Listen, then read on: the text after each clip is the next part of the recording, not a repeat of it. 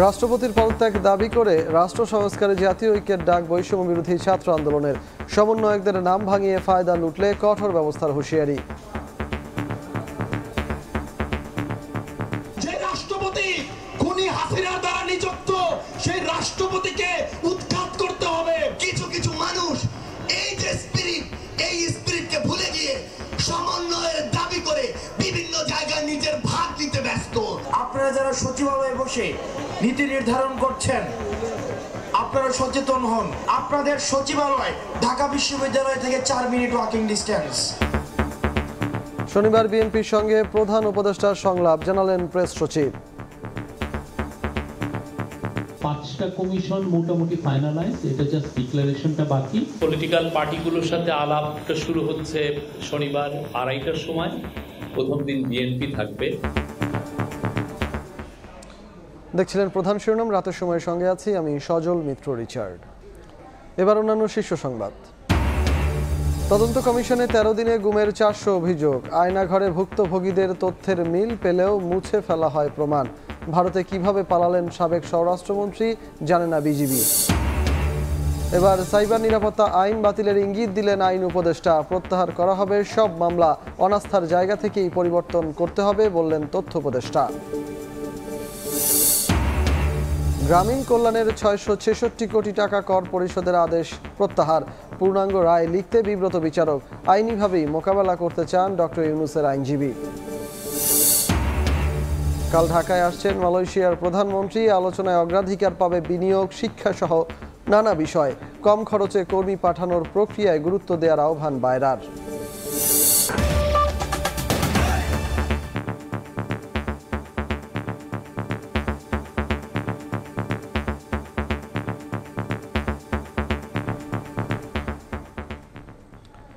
রাষ্ট্রপতি মোহাম্মদ শাহাবুদ্দিনের পদত্যাগ দাবি করেছেন বৈষম্য বিরোধী ছাত্র আন্দোলনের সমন্বয়করা।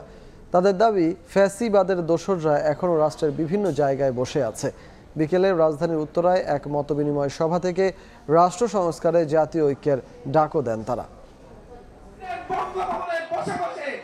বৈরী আবহাওয়ার মধ্যেই হাজির ছাত্র জনতা। উত্তরা ফ্রেন্ডস ক্লাব মাঠে মতবিনিময় সভার আয়োজন করে বৈষম্য বিরোধী ছাত্র আন্দোলন বৃহত্তর উত্তরা, যেখানে ছিলেন গণ অভ্যুত্থানে আহতরাও। সমাবেশ থেকে রাষ্ট্রপতির পদত্যাগ দাবি করেন বৈষম্য বিরোধী ছাত্র আন্দোলনের সমন্বয়করা। পাশাপাশি যে সংবিধান ফ্যাসিস্ট কাঠামো তৈরি করে সে সংবিধান বাতিলের আহ্বানও জানান তারা। যে রাষ্ট্রপতি খুনি হাসিনার দ্বারা নিযুক্ত সেই রাষ্ট্রপতিকে উৎখাত করতে হবে। সরকারকে অবশ্যই দখলদার চাঁদাবাজদের বিরুদ্ধে কঠোর অ্যাকশনে যেতে হবে। সচিবালয়ে বসে যারা ভাগবাটোয়ারা করছে তাদের বিরুদ্ধে কড়া হুঁশিয়ারি দেন বৈষম্য বিরোধী ছাত্র আন্দোলনের অন্যতম কেন্দ্রীয় সমন্বয়ক হাসনাত আব্দুল্লাহ। বাজারে সিন্ডিকেট কেন থাকবে প্রশ্ন তোলেন তিনি। আপনারা যারা সচিবালয়ে বসে নীতি নির্ধারণ করছেন, আপনারা সচেতন হন। কারণ ছাত্র নাগরিক 5 তারিখ যেভাবে হাসিনাকে তার মসনদ থেকে নামিয়েছে, আপনাদের সচিবালয় ঢাকা বিশ্ববিদ্যালয় থেকে 4 মিনিট ওয়াকিং ডিস্টেন্স। মেগা প্রজেক্টের নামে দেশে মেগা চুরি হয়েছে উল্লেখ করে সার্জিস আলম বলেন, সমন্বয়কদের নাম ভাঙিয়ে যারা ফায়দা লুটছে তাদের বিষয়ে সজাগ থাকতে হবে। কিছু কিছু মানুষ এই যে স্পিরিটকে ভুলে গিয়ে সমন্বয়ের দাবি করে বিভিন্ন জায়গায় নিজের ভাগ দিতে ব্যস্ত। আমার যে ভাই শহীদ হয়েছে সে ওই কবর থেকে কিভাবে এই ভাগ নিতে আসবে? চাঁদাবাজ দখলদারিত্বের বিরুদ্ধে হুঁশিয়ারি উচ্চারণ করে সমন্বয়করা বলেন, রাষ্ট্র সংস্কারে জাতীয় ঐক্যের বিকল্প নেই। আল কাসির, সময় সংবাদ, ঢাকা। রাজনৈতিক দলগুলোর সঙ্গে উপদেষ্টাদের সংলাপ শুরু হচ্ছে আগামী শনিবার। প্রধান উপদেষ্টার প্রেস সচিব জানিয়েছেন, প্রথম দিন বৈঠকে যোগ দেবেন বিএনপির নেতারা। পর্যায়ক্রমে অংশ নেবে অন্য দলগুলো। বিকেলে ফরেন সার্ভিস একাডেমিতে ব্রিফিংয়ে উপদেষ্টা পরিষদের সাপ্তাহিক বৈঠকের নানা বিষয়ও তুলে ধরেন প্রেস সচিব। উপদেষ্টা পরিষদের এবারের সাপ্তাহিক বৈঠকে গুরুত্ব পায় পোশাক শ্রমিকদের অসন্তোষ স্থায়ীভাবে নিরসনের প্রসঙ্গ।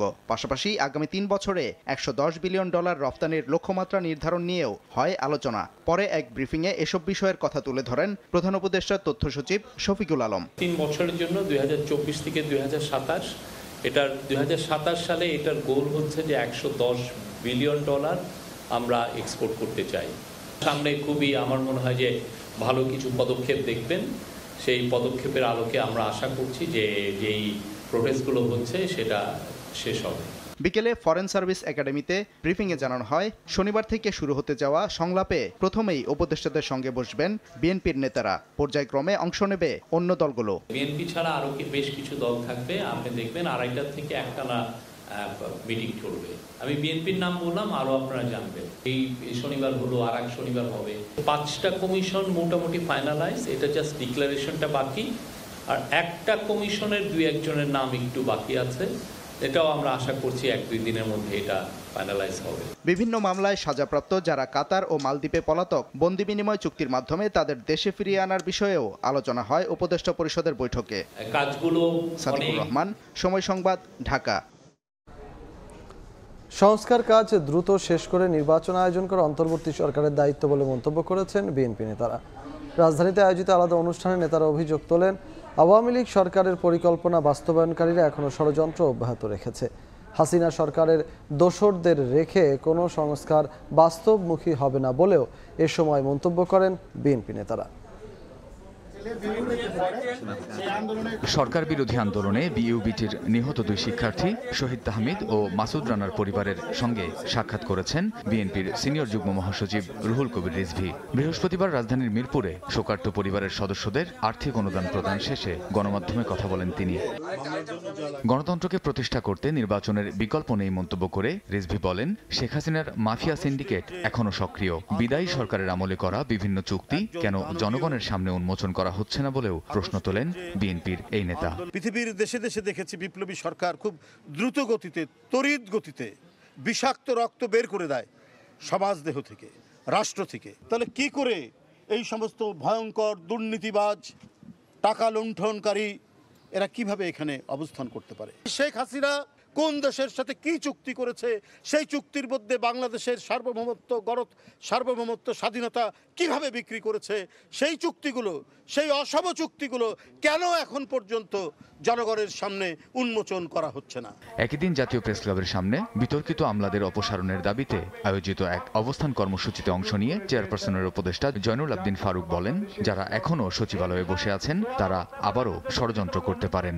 বাংলাদেশের আন্দোলনরত সকল দলের সাথে কথা বলা আপনি শুরু করেছেন, অভিনন্দন আপনাকে। আগামী 5 তারিখে আপনার 2 মাস হবে। আমরা জানি সময় কম, কিন্তু কাজ দ্রুত গতিতে করতে হবে। সময় ক্ষেপণ করা যাবে না। সময় ক্ষেপণ করলে আপনার সাথে ঘাপটি মেরে যারা ওই সচিবালয়ে বসে আছে, যারা প্রধান উপদেষ্টার কার্যালয়ে বসে আছে, এরা আবার ষড়যন্ত্র শুরু করতে পারে। ইউনূস সরকারকে বিপ্লবের চেতনায় রাষ্ট্র সংস্কারের আহ্বান বিএনপি নেতাদের। কামরুজ্জামান মামুন, সময় সংবাদ, ঢাকা। আয়নাঘর পরিদর্শনে ভুক্তভোগীদের অভিযোগের মিল পেলেও মুছে ফেলা হয়েছে প্রমাণ। সংবাদ সম্মেলনে একথা জানিয়েছে commission of inquiry.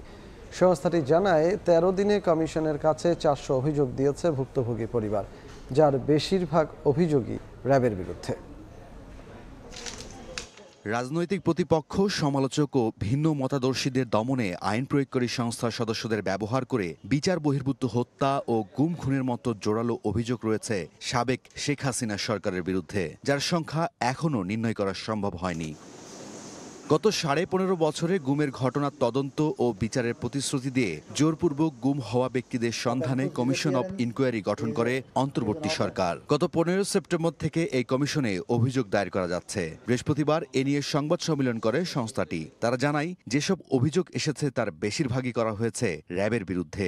As of yesterday, গতকাল পর্যন্ত 400 অভিযোগ পেয়েছি মাত্র 13 কার্যদিবসে। বেশি অভিযোগ আসছে র্যাবের বিরুদ্ধে, তারপর ডিজিএফআইয়ের বিরুদ্ধে, তারপর আসছে আপনার ডিবির বিরুদ্ধে, হ্যাঁ, সিটিটিসির বিরুদ্ধে।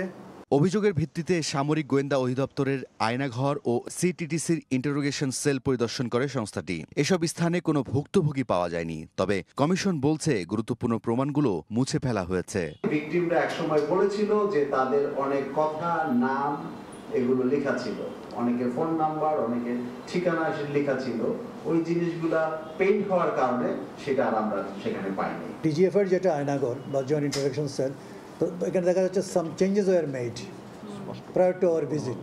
তো আমরা বলে আসছি in unequivocal terms, in categorical terms ডিজিএফআইকে, আপনারা এখন যে অবস্থা আমরা পেয়েছি এটা সেইভাবে যেন থাকে। যাদের বিরুদ্ধে অভিযোগ আছে তাদের তলব করা হবে, এতে সাড়া না দিলে আইনি ব্যবস্থা নেওয়ার হুঁশিয়ারি দেয় কমিশন। এটা হচ্ছে খুব স্পষ্ট থাকা দরকার। রাইদুল ইসলাম শুভ, সময় সংবাদ, ঢাকা। কড়াকড়ির মধ্যেও সাবেক স্বরাষ্ট্রমন্ত্রী কিভাবে এবং কোন পথে ভারতে গেছেন সে তথ্য জানে না বিজিবি। দুপুরে বিজিবি সদর দপ্তরে সংবাদ সম্মেলনে বাহিনীর মহাপরিচালক একথা জানান। আরও জানানো হয়, অভ্যুত্থান ব্যর্থ করার অপচেষ্টা হিসেবে দুর্গাপূজায় অস্থিতিশীল পরিস্থিতি সৃষ্টির ষড়যন্ত্র চলছে।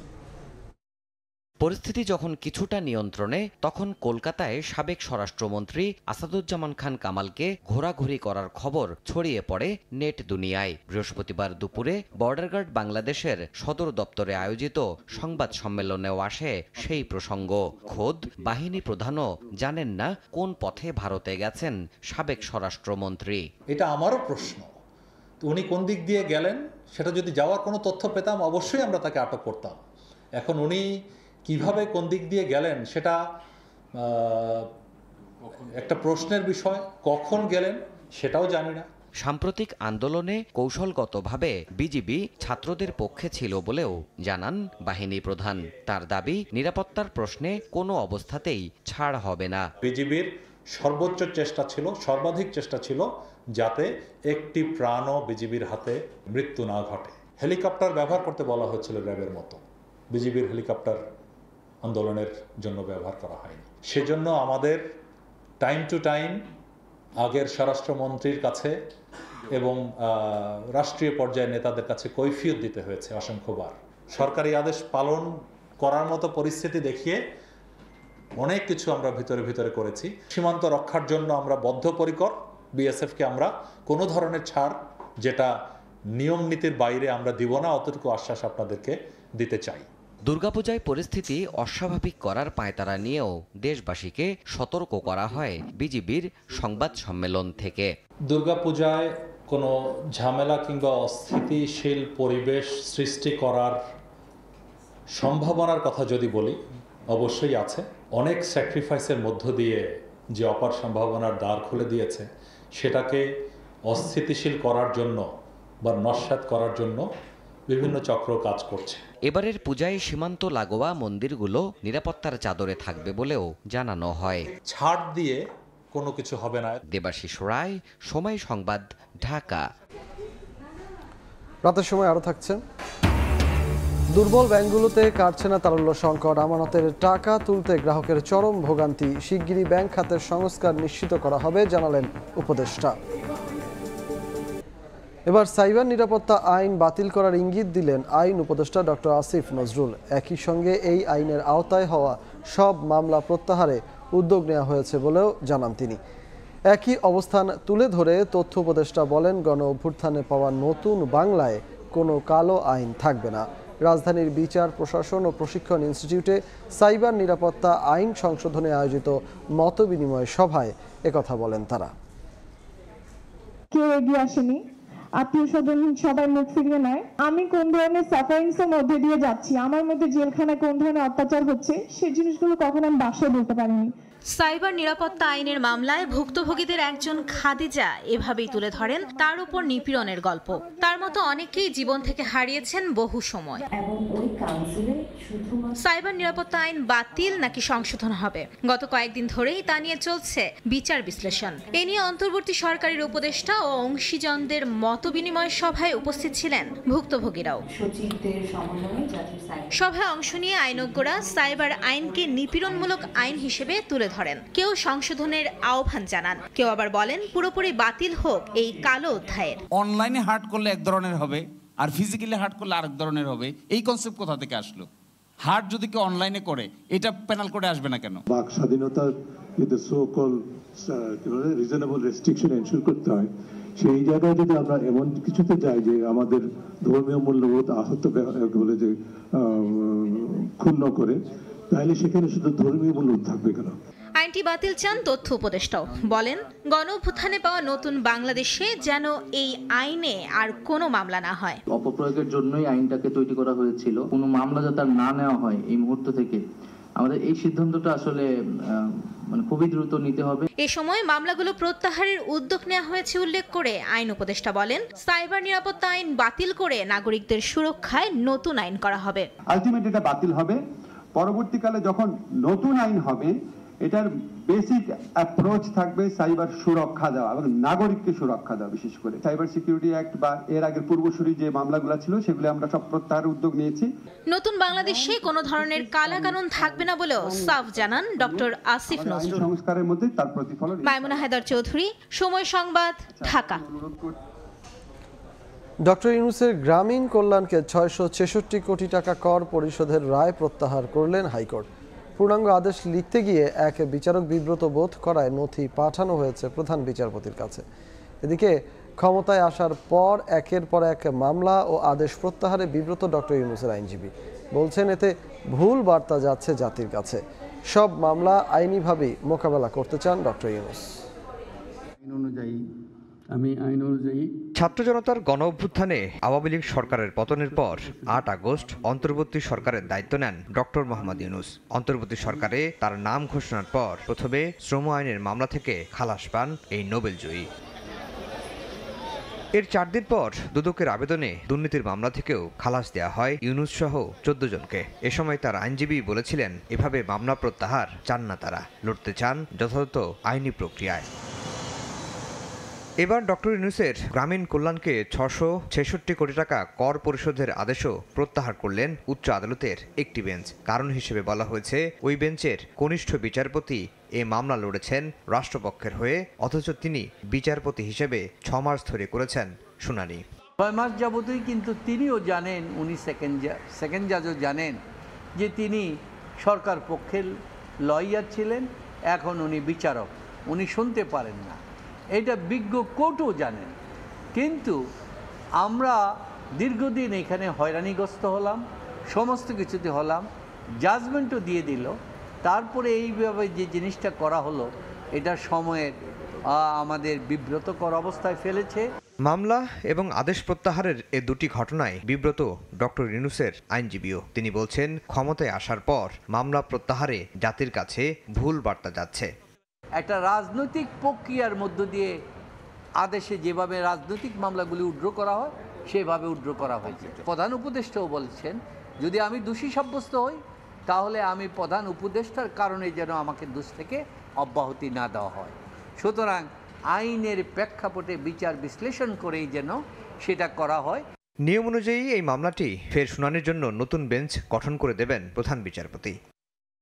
আফজাল হোসেন, সময় সংবাদ, ঢাকা। অন্তর্বর্তী সরকার দায়িত্ব নেওয়ার পর সারা দেশে জেলা প্রশাসক নিয়োগ ও পরিবর্তনে অর্থ লেনদেনের অভিযোগ অস্বীকার করেছেন জনপ্রশাসন মন্ত্রণালয়ের সিনিয়র সচিব মোখলেসুর রহমান। গণমাধ্যমে এ বিষয়ে আসা সংবাদকে মিথ্যে বলে উল্লেখ করেন তিনি। এদিকে জেলা প্রশাসক নিয়োগে অর্থ লেনদেনের অভিযোগ তদন্তে কমিটি গঠন করা হয়েছে বলে জানিয়েছেন সমাজ কল্যাণ উপদেষ্টা। কিন্তু ডিসি নিয়োগ নিয়ে আপত্তি তোলেন বঞ্চিত কর্মকর্তাদের একটি পক্ষ। নিয়োগ বাতিলের দাবিতে মন্ত্রণালয়ে তুমুল হট্টগোল করেন উপসচিব পর্যায়ের অনেক কর্মকর্তা।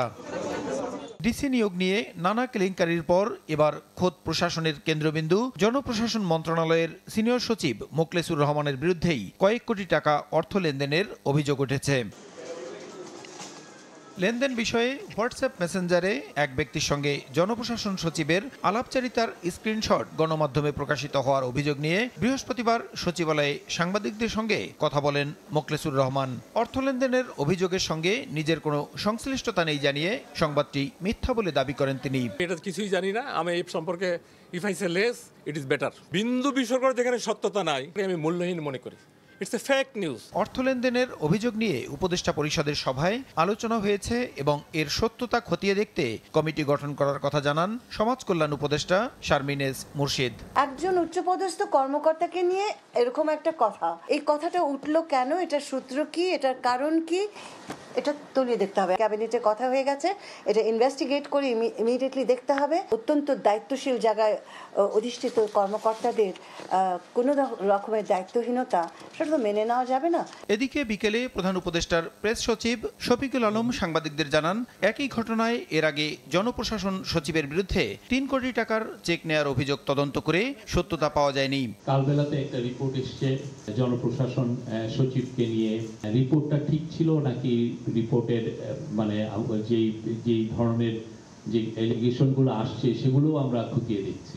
গণমাধ্যমের স্বাধীনতা নিয়ে কোনো বাধা না থাকলেও মিথ্যা তথ্যের ভিত্তিতে সংবাদ প্রকাশে সতর্ক থাকার আহ্বান জানান প্রধান উপদেষ্টার প্রেস সচিব। কোনো ধরনের কোনো ডিসইনফরমেশন যাতে না ছড়ায়। প্রশ্ন আশিস, সময় সংবাদ, ঢাকা। গাজীপুরের কাশিমপুর কারাগার থেকে মুক্তি পেলেন দৈনিক আমার দেশ পত্রিকার ভারপ্রাপ্ত সম্পাদক মাহমুদুর রহমান। বিকেলে কাশিমপুর কেন্দ্রীয় কারাগার থেকে বের হন তিনি। জেল সুপার জানান, সাবেক প্রধানমন্ত্রী শেখ হাসিনার ছেলে সজীব ওয়াজেদ জয়কে অপহরণ ও হত্যা চেষ্টার ষড়যন্ত্রের মামলায় ঢাকা মহানগর দায়রা জজ মোহাম্মদ আশামস জগরুল হোসেনের আদালত তার জামিন মঞ্জুর করেন। জামিনের কাগজপত্র কারাগারে পৌঁছলে তা যাচাই বাছাই শেষে বিকেল 3:30টায় তাকে মুক্তি দেওয়া হয়। এ মামলায় গত 29শে সেপ্টেম্বর ঢাকার সিএমএম আদালতে তিনি আত্মসমর্পণ করলে কারাগারে পাঠানোর আদেশ দেন বিচারক। 2015 সালের 3 আগস্ট রাজধানীর পল্টন থানায় মামলাটি করেছিল পুলিশ। রাঙামাটির সাজেকে অনির্দিষ্টকালের জন্য পর্যটকদের ভ্রমণে নিরুৎসাহিত করেছে প্রশাসন। সন্ধ্যায় গণমাধ্যমে পাঠানো এক বিজ্ঞপ্তিতে বিষয়টি জানায় জেলা প্রশাসন। বিজ্ঞপ্তিতে বলা হয়, রাঙামাটির বাঘাইছড়ি উপজেলার সাজেক ও তার আশেপাশের এলাকার আইন শৃঙ্খলার সার্বিক পরিস্থিতি এবং এসব এলাকায় পর্যটকদের নিরাপত্তার বিষয়টি বিবেচনা করে আগামী 4 অক্টোবর থেকে পরবর্তী নির্দেশ না দেওয়া পর্যন্ত সাজেক ভ্রমণে নিরুৎসাহিত করা হলো। সম্প্রতি পাহাড়ে সহিংসতার কারণে 20 থেকে 23 সেপ্টেম্বর সাজেকে প্রায় 1500 পর্যটক আটকা পড়েন। 24 সেপ্টেম্বর সেনাবাহিনীর সহায়তায় ওই এলাকা ছাড়েন তারা। এবার বাণিজ্যের সময়।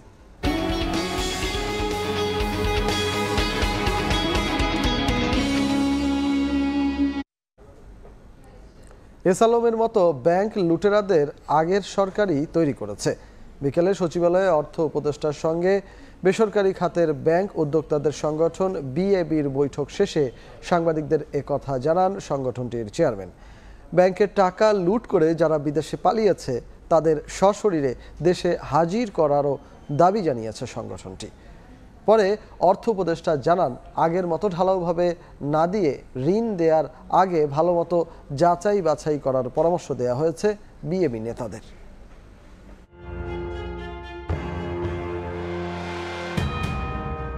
লুটেরাদের হাতে পড়ে ধসে পড়া ব্যাংক খাতের সংস্কারে একের পর এক নতুন কৌশল নিয়ে কাজ করে যাচ্ছে বাংলাদেশ ব্যাংক ও সরকার।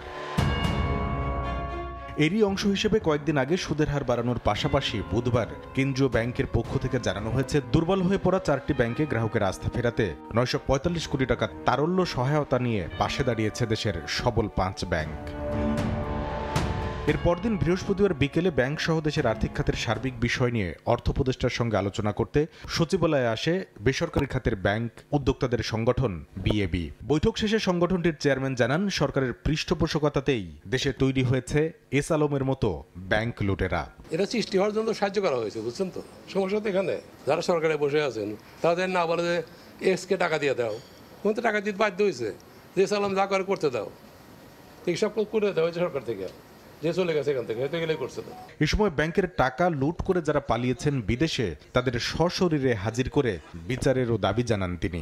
আমরা প্রস্তাব করলাম যারা টাকা নিয়ে দেশ থেকে পালিয়ে গেছে, পলাতকদের কোনো রাইট নাই কোর্টে গিয়ে ওখানে তাদের লোক পাঠায় এবং কোর্টে গিয়ে কেস কন্টেস্ট করে, এটা দেওয়া উচিত না। তাকে ফিজিক্যালি এখানে আসতে হবে। পরে অর্থ উপদেষ্টা জানান, তারল্য সংকট দূর করা সহ ব্যাংক খাতের সংস্কারে যেমন নিশ্চিত করা হবে বিএবির অংশগ্রহণ, তেমনি তারা যেন ঋণ দেওয়ার ক্ষেত্রে আগের মতো ভুল না করে দেয়া হয়েছে সেই পরামর্শ। আমি তাদেরকে রিকোয়েস্ট করেছি যে এই সময়টায়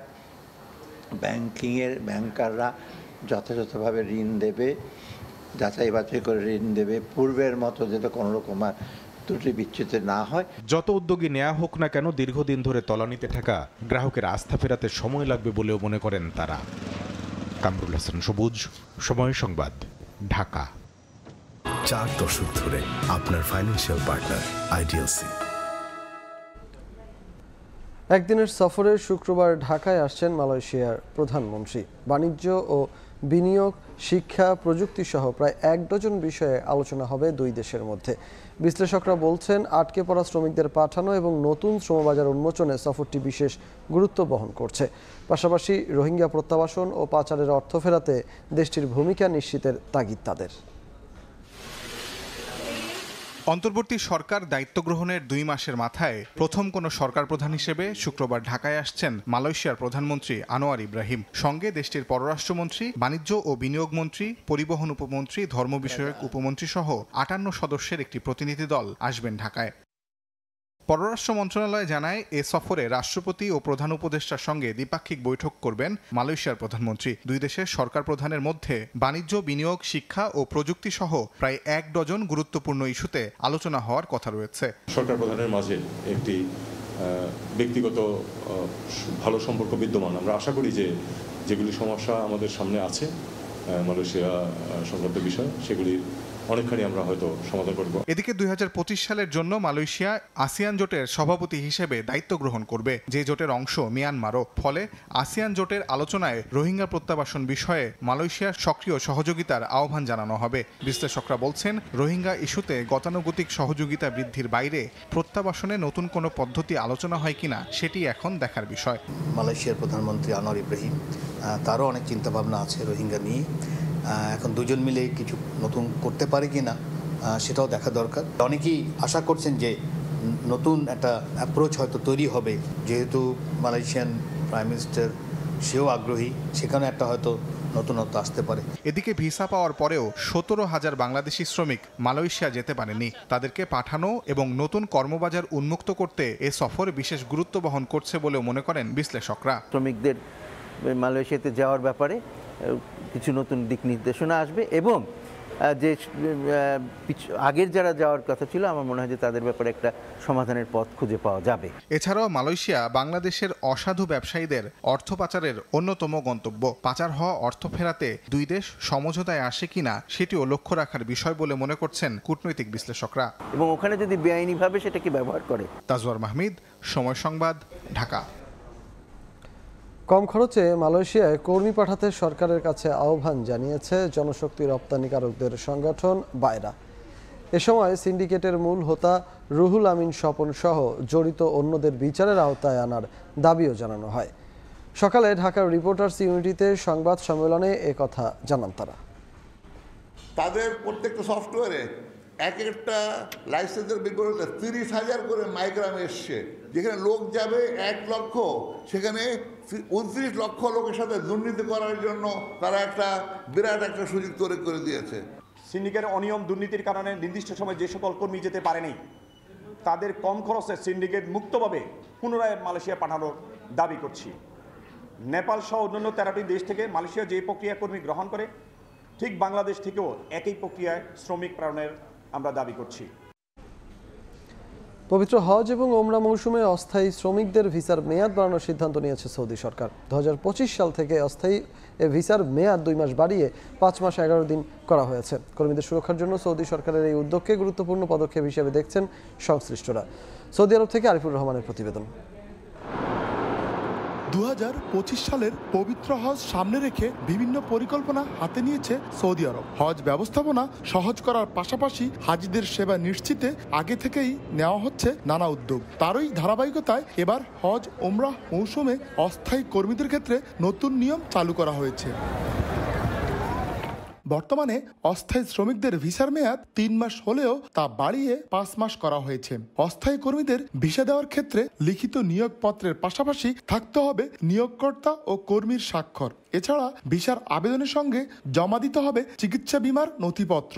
সৌদি আইন লঙ্ঘন করলে অপরাধের মাত্রা অনুযায়ী দিতে হবে ক্ষতিপূরণ। সৌদি সরকারের নতুন এই সিদ্ধান্ত শ্রমিকদের নিরাপত্তা নিশ্চিতের পাশাপাশি শ্রমবাজারের স্থিতিশীলতা ধরে রাখতে গুরুত্বপূর্ণ ভূমিকা রাখবে বলে মনে করছেন সংশ্লিষ্টরা।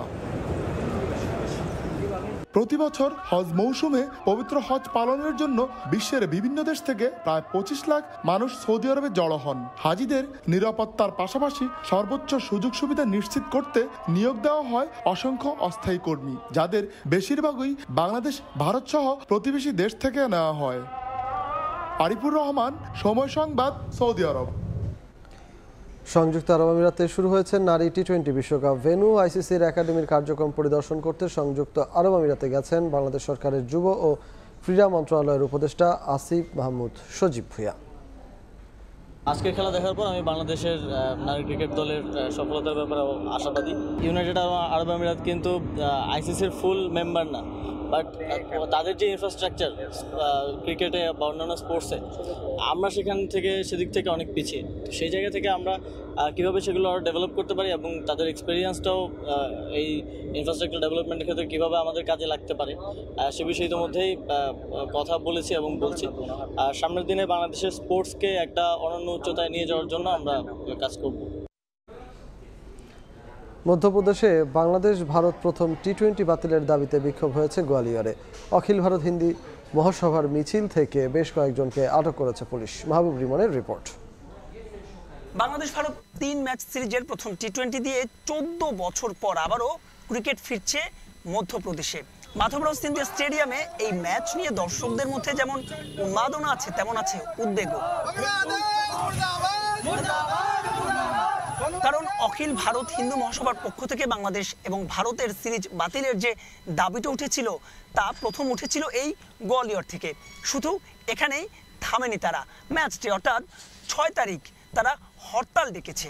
বাংলাদেশ ভারত প্রথম টি-20-র 3 দিন আগে ম্যাচ ভেন্যুর বাইরে এ নিয়ে প্লাকার্ড, ব্যানার, ফেস্টুন সহ মিছিল করেছে অখিল হিন্দু মহাসভার সদস্যরা, যেখান থেকে গ্রেপ্তার করা হয়েছে একাধিক ব্যক্তিকে। গ্রেপ্তার হওয়ার আগে তারা সাফ জানিয়ে দিয়েছেন কোনোভাবে এই ম্যাচটি গোয়ালিয়রে তারা হতে দিবেন না। তবে কট্টরপন্থী এই হিন্দু সংগঠনের কোনো হুমকি আমলে নিচ্ছে না স্থানীয় প্রশাসন। তারা বাংলাদেশ ভারত ম্যাচ নির্বিঘ্নে আয়োজনে সব ধরনের ব্যবস্থা গ্রহণ করেছে। এদিকে অখিল হিন্দু মহাসভার হুমকি ধোপে টিকছে না দর্শকদের উন্মাদনায়ও। প্রথম ম্যাচ বলে কথা, তাই তো এই মাঠে ইতিহাসের সাক্ষী হতে ইতোমধ্যে বিক্রি হয়ে গেছে সব টিকিটই। তাই তো সব ছাপিয়ে ক্রিকেটারদের এবার মাঠে মনোযোগ দেওয়ার পালা। মাহবুব রিমন, সময় সংবাদ, মধ্যপ্রদেশ, ভারত। এ পর্যায়ে শীর্ষ সংবাদগুলো জানিয়ে দিচ্ছি আরেকবার। রাষ্ট্রপতির পদত্যাগের দাবি তুলে রাষ্ট্র সংস্কারে জাতীয় ঐক্যের ডাক বৈষম্য বিরোধী ছাত্র আন্দোলনের। শনিবার বিএনপির সঙ্গে প্রধান উপদেষ্টার সংলাপ, জানালেন প্রেস সচিব।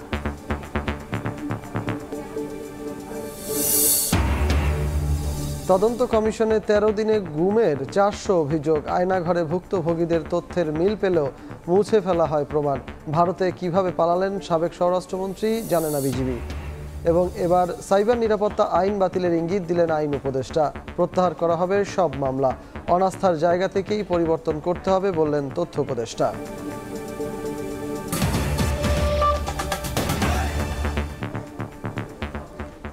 এই ছিল রাতের সময়ের সঙ্গে থাকুন সময়ের।